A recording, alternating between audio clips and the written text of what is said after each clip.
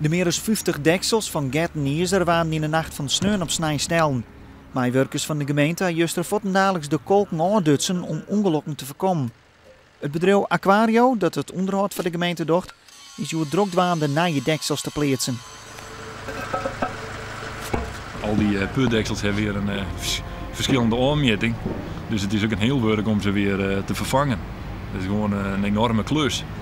En we hebben wel behoorlijk wat deksels op voorrie, maar ja, net alle deksels hebben we op voorrie. Omdat het ook nooit zo voorkomt.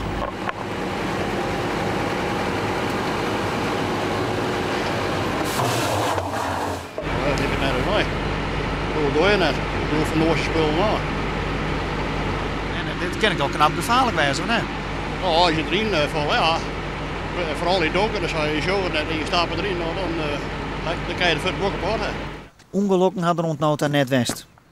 Na alle grachten giet de dierders om het Iezer.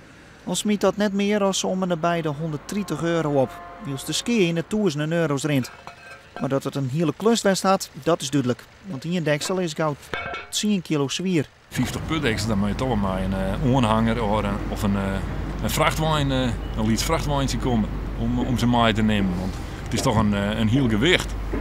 En daarom denk ik dat die mensen ook haast wel jam moeten wezen. Want ja, je rijdt toch alle stritten heen. Dus het kost ook nog wel even tijd om ze mee te nemen. We willen wel graag weten waar dit dient natuurlijk. En ik roep dan met name de Iezer opkepers op om Loete Jan had dit bij hen aanband wordt. En ik graag uw bevolking op oorgetuigen van hem wat jij het hem wat zoont in de nacht van sneeuw op snijn.